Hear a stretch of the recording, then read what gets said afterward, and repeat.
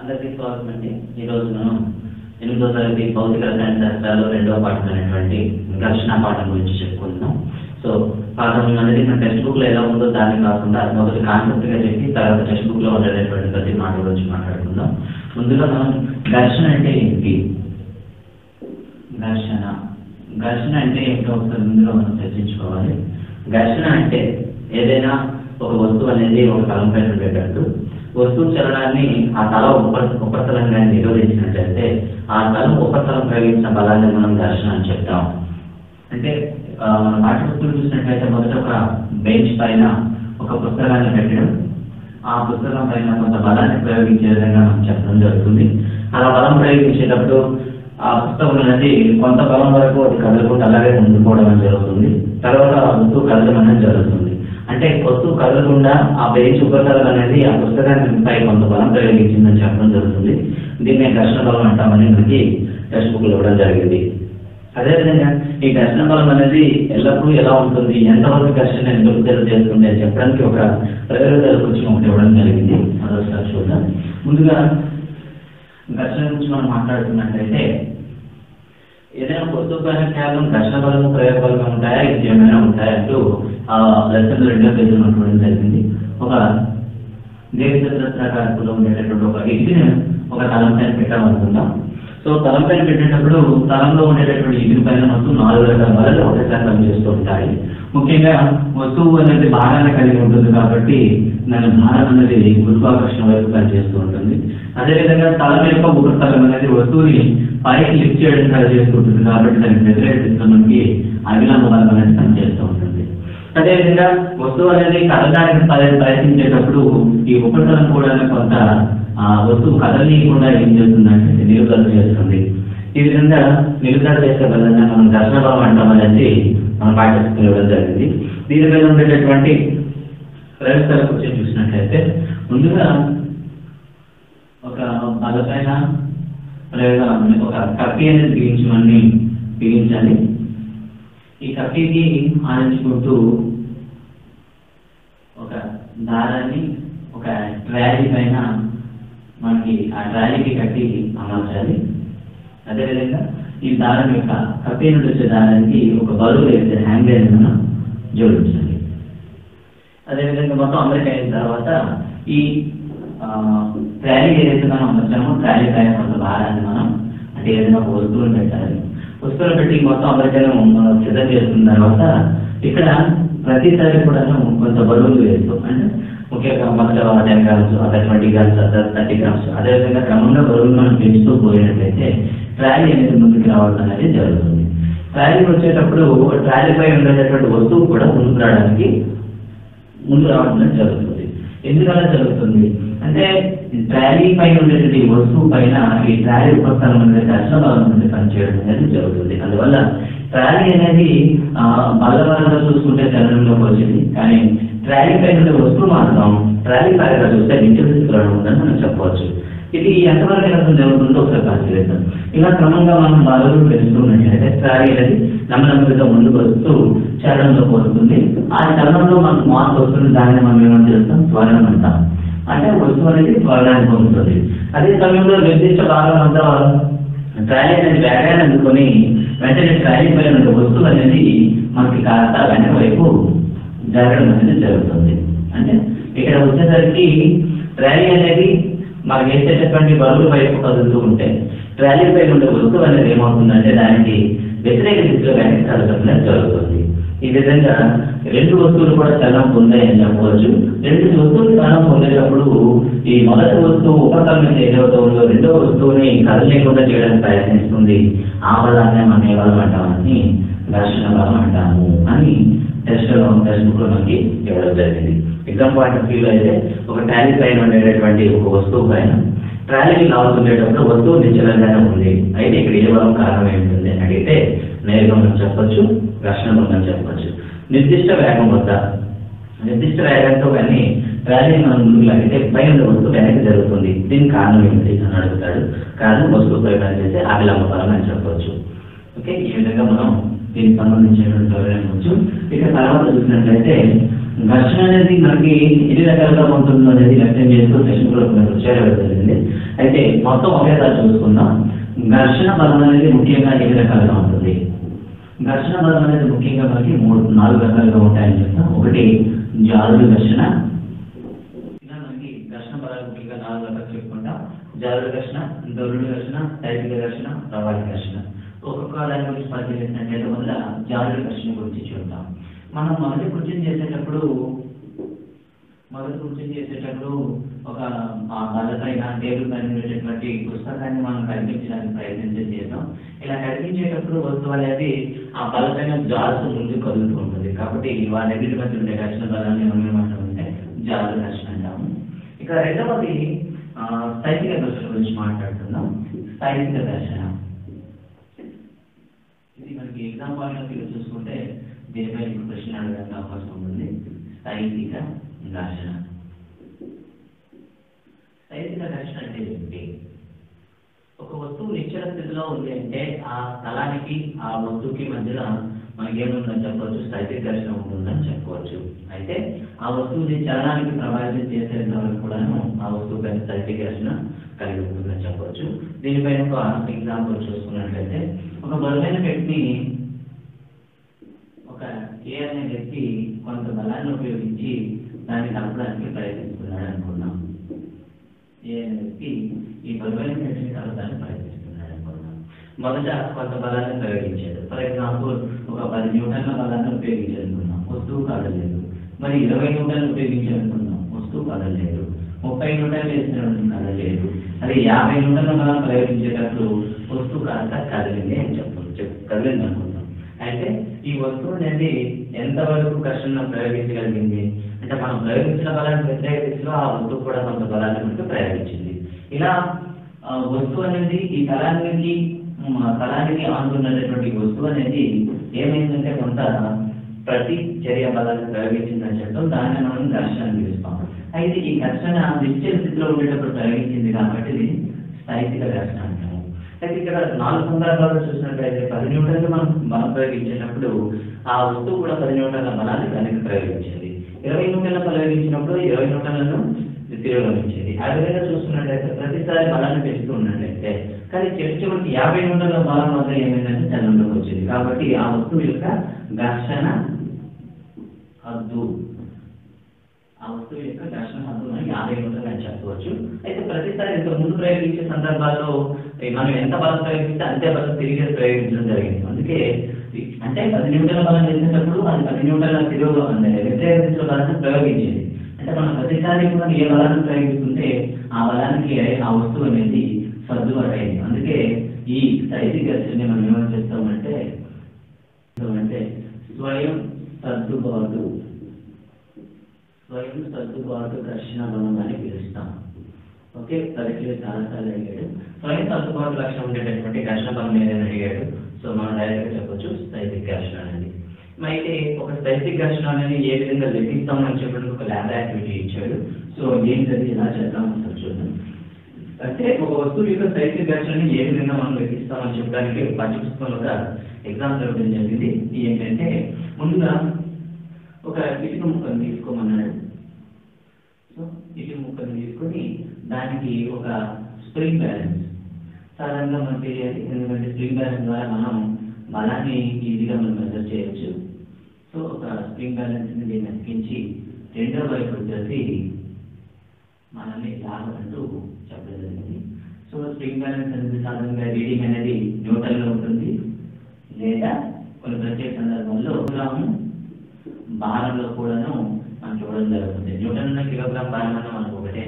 So అది కలిగించిన మనం బలాన్ని మనం ఈజీగా లెక్కించవచ్చు. అయితే ప్రయోగం చేసేటప్పుడు ఎలా చేయాలి అంటే ముందుగా ఇంటికి స్ప్రింగ్ బ్యాలెన్స్ ఏదైతే మనం కనెక్ట్ చేస్తామో దాన్ని ఒకే కానించి రెండో వైపు నుండి మనం బలం ప్రయోగించాలి. ప్రతిసారి మనం బలం ప్రయోగించేటప్పుడు ఇక్కడ ఉండేటటువంటి సూచిక ఇటువైపు వస్తుందో చూడాలి. కానీ ఒక నిర్దిష్ట కొలత వద్ద ఏమవుతుందంటే ఏదైతే మనం ఇటుకను కనెక్ట్ చేస్తామో ఇటుక అనేది కదలడం అనేది మొదలవుతుంది. అంటే ఆ ఇటుక అనేది కదలకుండా చివరి ఏ పాయింట్ వద్దనైతే అది ప్రతిదీ నిరోధించిందో అదే దాని యొక్క స్థైతిక ఘర్షణగా మనం లెక్కించవచ్చు. అంటే చలనంలోకి రాకముందు, వస్తువు చలనంలో రాకముందు ఉండేటటువంటి ఆ రీడింగ్నే దాని యొక్క స్థైతిక ఘర్షణ విలువగా మనం చెప్పవచ్చు. అయితే స్థైతిక ఘర్షణ అనేది ఏ అంశాలపైన ఆధారపడి ఉంటుంది, ఇది చాలా ఇంపార్టెంట్. సో స్థైతిక ఘర్షణ అనేది మొదట దాని భారం పైన ఆధారపడి ఉంటుంది, 2 ఆకారం పైన ఆధారపడి ఉంటుంది, 3 అది ఏ నేలపై ఉందో నేల స్వభావం మీద ఆధారపడి ఉంటుంది. ఈ 3 అంశాలపైన ఆధారపడి ఉంటుంది. మనం భారం పెంచినట్లయితే అభిలంబం పెరుగుతుంది, అభిలంబ బలం పెరిగింది అంటే స్థైతిక ఘర్షణ అనేది పెరుగుతూ ఉంటుంది. ఆకారం మారినట్లయితే అది గోళాకారంగా ఉందనుకోండి అంటే దాని యొక్క స్థైతిక ఘర్షణ అనేది తగ్గే అవకాశాలు ఉంటాయి. అదేవిధంగా నేల స్వభావం, నేల అనేది మనకి చాలాసార్లు చూస్తుంటాం, కాస్త గరుకు నేల అంటాం, కాస్త నునుపు నేల అంటాం. సో గరుకు నేలకి నునుపు నేలకి తేడా ఏంటి? కొన్ని నేలల్లో చూసినట్లయితే మనకి పాఠ్యపుస్తకం ఇవ్వడం జరిగింది. కొన్ని నేలలు చూడడానికి చదువుగా ఉంటాయి, కానీ వాటిలో మనం కాస్త పెద్దది ఒక మైక్రోస్కోప్ లో కానీ లేకపోతే ఒక లెన్స్ లో కానీ చూసినట్లయితే ఆ తలం పైన సన్నని ఎత్తు పదాలు మనకు కనిపిస్తూ ఉంటాయి. ఆ ఎత్తు పదాలను మనం ఏమంటామంటే గరుకుదనం అని పిలుస్తాం. అంటే నేల స్వభావం అనేది గరుకుదనం ఎక్కువగా ఉంటే స్థైతిక ఘర్షణ ఎక్కువ ప్రదర్శిస్తుంది, అలాగే గరుకుదనం తక్కువగా ఉంటే తక్కువ స్థైతిక ఘర్షణ ప్రయోగిస్తుందని మనం చెప్పవచ్చు.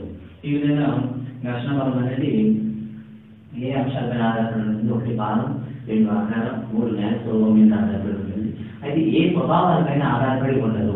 కానీ అదే ఇటుకను దాన్ని నిలబెట్టి మనం నిలబెట్టి ఇదే ప్రయోగాన్ని 2వసారి మనం చేసినట్లయితే ఏం గమనిస్తాము? ఒకసారి చూసినట్లయితే ఎప్పుడైనా ఏదైతే మనం అనుకున్నాం ఈ కుర్చాన్ని మంత్రిని కూడా ఇటుకను నిలబెట్టి చేస్తే ఏమైనా మార్పు గమనిస్తామంటే ఏమి మార్పు మనకి గమనించాం. మొదటి దాంట్లో ఎంత రీడింగ్ అయితే వస్తువు కలిగిందో 2వ దాంట్లో కూడా అంతే రీడింగ్ వద్ద చలనంలోకి రావడం జరుగుతుంది. ఈ రెండింటిని బట్టి మనం ఏం గమనించామంటే స్థైతిక ఘర్షణ అనేది ఆధార వైశాల్యం పైన ఆధారపడదు.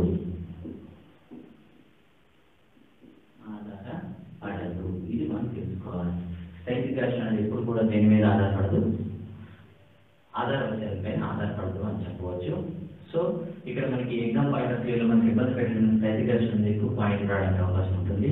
1 నిశ్చలంగా ఉండే వస్తువు ఏ ఘర్షణ కలిగి ఉంటుంది? స్థైతిక ఘర్షణ. స్వయం సర్దుబాటును కలిగి ప్రదర్శించేటటువంటి ఘర్షణ బలం ఏది? స్థైతిక ఘర్షణ. స్థైతిక ఘర్షణ అనేది ఏ అంశం పైన ఆధారపడదు, సో ఆధార వైశాల్యం పైన ఆధారపడదు. ఈ 3 పాయింట్స్ కానీ తెలిస్తే మనం స్థైతిక ఘర్షణ చేయవచ్చు. ఇక తర్వాత దొర్లుడు ఘర్షణ. దొర్లుడు ఘర్షణ గురించి మాట్లాడుకుందాం. దొర్లుడు ఘర్షణ అంటే ఒక వస్తువు దొరడం వల్ల ప్రదర్శించే ఘర్షణ మనం చెప్పవచ్చు. అంటే ఇది కొన్నిసార్లు మనం ఘర్షణని తగ్గించడానికి ఈ దొర్లుడు ఘర్షణను ఉపయోగిస్తూ ఉంటాము. అంటే 2 వస్తువుకి ఉపరితలాల మధ్యన దొర్లే వస్తువులు కానీ మనం అమర్చుకున్నట్లయితే అక్కడ ఏర్పాటు చేసిన ఘర్షణ మనం దొర్లుడు ఘర్షణ అని చెప్పవచ్చు. అయితే ఈ దొర్లుడు ఘర్షణను ఎక్కడెక్కడ ఉపయోగిస్తామంటే బేరింగ్స్ లోను, అలాగే సైకిల్ యొక్క ఫ్యూల్ సెట్ లో కూడాను, అలాగే యంత్రాల్లో ఎక్కడైతే ఎక్కువ ఘర్షణ ఉంటుందో ఆ రెండింటి మధ్యలో ఈ బేరింగ్స్ వంటివి వేసి దొర్లుడు ఘర్షణ మనకి కలిగించడం జరుగుతుంది. ఇవి మనకు ఉండేటటువంటి ప్రాథమిక ఘర్షణ బలాలు. అయితే ఘర్షణ బలాల యొక్క ఉపయోగం ఏమైనా ఉందా లేదా నష్టం ఏమైనా ఉందా అంటే ఘర్షణ బలం వల్ల ఉపయోగాలు ఉన్నాయి, నష్టాలు ఉన్నాయి. అయితే ఘర్షణ బలం లేకుండా నిజ జీవితం జరగదు అని మనం చెప్పవచ్చు. మరి ఈ ఘర్షణ వల్ల పెంచే సందర్భాలు ఏమైనా ఉన్నాయా, తగ్గించే సందర్భాలు ఏమైనా ఉన్నాయా అని చెప్పుకున్నట్లయితే మొదటిగా తగ్గించే గురించి మాట్లాడుకుందాం. సో రోజువారీ చాలా యంత్ర పరికరాలు అనేవి నిరంతరం అనేవి ఒకదానితో ఒకటి ఘర్షణకు లోనయ్యేటప్పుడు అవి పాడైపోయే ప్రమాదం ఉంది. ఒకసారి ఆ 2 వస్తువులను నిరంతరం ఘర్షణలో ఉన్నట్లయితే వాటి మధ్యన ఉష్ణోగ్రత అంటే వేడి పుట్టి ఆ 2 వస్తువులు కూడా చివరికి పాడే అవకాశం ఉంటుంది. ఈ విధంగా అలా అవసరం లేని దగ్గర అనవసరం ఘర్షణను తగ్గించడం కోసం ఆ 2 స్పర్శతలాల మధ్య మనం కొన్ని పదార్థాలు అనేవి మాధ్యమిక పదార్థాలను ఉపయోగిస్తాం. వాటిని మనం కంటైనర్లు అని పిలుస్తాం. ఈ కంటైనర్లు ఉపయోగించడం ద్వారా ఘర్షణని తగ్గించవచ్చు. అయితే కంటైనర్లో ఏమేమి ఉపయోగిస్తారు? గ్రీజు, ఆయిల్, అలాగే గ్రాఫైట్, ఇలాంటి పదార్థాలు మనం కంటైనర్లో ఉపయోగించడం అనేది జరుగుతుంది. సో యంత్ర భాగాలు పాడవకుండా అలాగే నిరంతరం జరిగేటటువంటి అనవసర ఘర్షణను తగ్గించడానికి ఈ కంటైనర్ ఉపయోగిస్తాం. మరి అదేవిధంగా కొన్నిసార్లు ఘర్షణ పెంచాల్సి వస్తుంది. దానికి క్యారమ్ బోర్డ్ ఆడేటప్పుడు మనం ఘర్షణ అనేది తగ్గించాల్సి ఉంటుంది, ఎందుకంటే సులువుగా ఆ కాయిన్స్ కలగడం కోసం.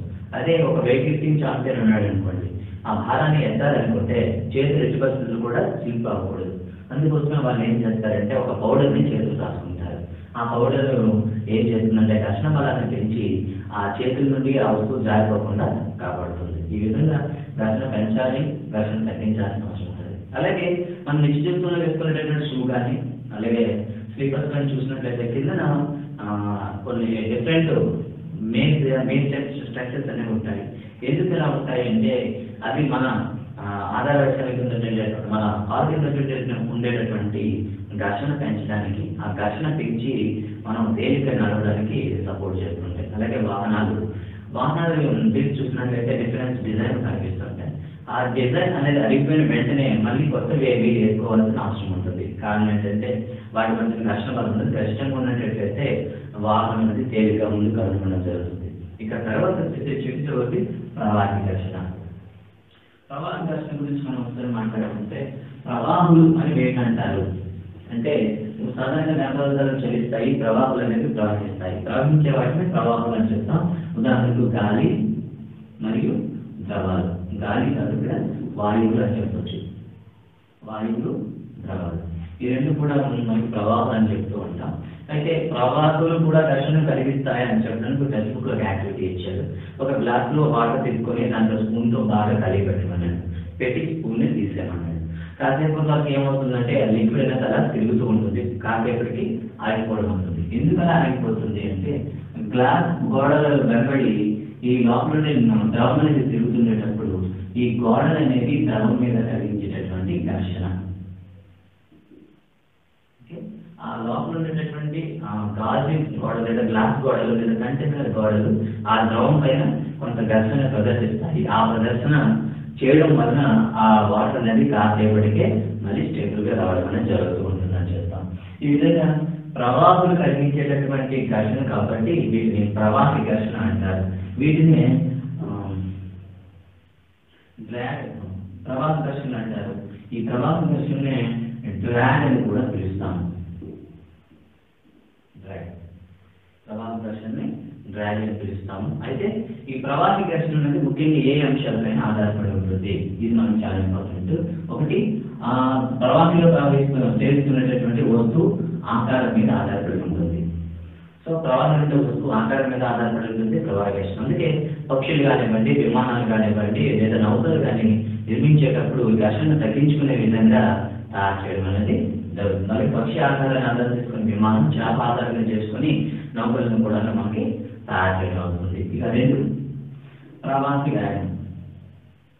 ఈ ప్రవాహి వేగం అధికంగా ఉన్నట్లయితే అధిక ప్రవాహ ఘర్షణ కలిగిస్తాయి. ప్రవాహ వేగం తక్కువ ఉన్నట్లయితే మనకి ఘర్షణ కూడా తగ్గిపోతుంది.